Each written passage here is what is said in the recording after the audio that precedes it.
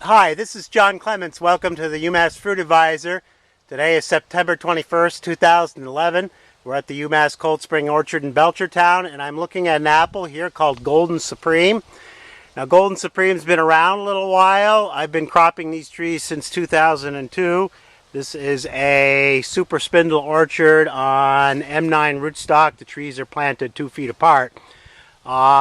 Notice one characteristic of Golden Supreme is it has a tendency to be biennial. Some of these trees are clearly off, while some of these trees have fruit. That's a downside. The other thing about Golden Supreme is it exhibits very uneven maturity. And the fruit, this fruit here, for example, you can see is very intensely yellow, is quite ripe. Whereas this fruit next to it, not quite as yellow, is not quite as ripe. Now, what usually happens is the ripe fruit drop with the uneven maturity, but that hasn't happened this year. I'm not really sure 100% what's going on, but this year that's not happening. Normally I'd expect to see some drop under these trees, but I don't see it this year, maybe because of the light crop. So anyways, it's definitely time to pick this fruit. I'm going to harvest a sample of 10 apples, go in the lab and test it, and let you know what the characteristics are.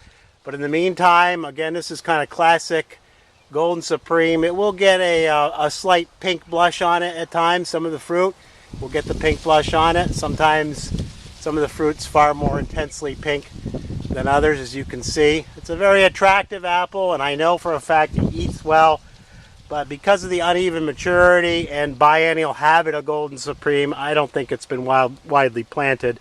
It's also a very vigorous tree. These trees on M9, I think Padgham 2 rootstock, I had to top because they were so tall and they're really too big a tree. I don't think it has done very well in this super spindle system. It's just too vigorous, and you can see all these trees have no fruit on them. They probably had fruit on them last year, and then you hit a tree with some fruit on it. That's the biennial habit of Golden Supreme.